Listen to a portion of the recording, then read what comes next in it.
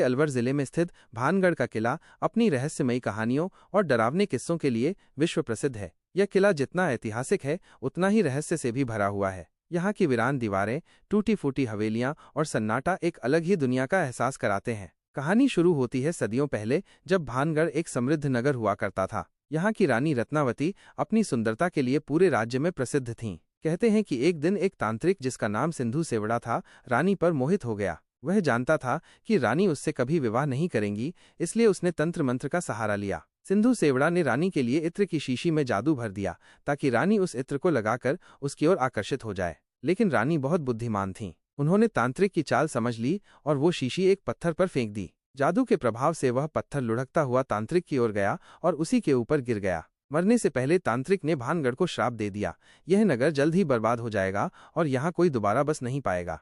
कुछ ही समय बाद भानगढ़ पर एक दूसरे राज्य ने आक्रमण किया। युद्ध में नगर पूरी तरह नष्ट हो गया। कहते हैं कि उस दिन के बाद से भानगढ़ में कोई जीवित नहीं बचा।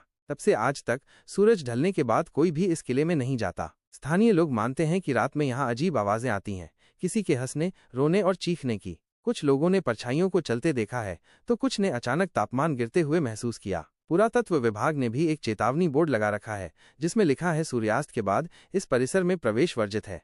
आज भी भानगढ़ का किला एक लोकप्रिय पर्यटन स्थल है, लेकिन इसके पीछे छुपे रहस्य और डरावने किस्से लोगों को रोमांच से भर देते हैं। ये कहानी सिर्फ डर की नहीं, बल्कि उस समय की बुद्धिमानी, लालच और अभिशाप की भी दास्तान है जो सदियों बाद भी जिंदा है।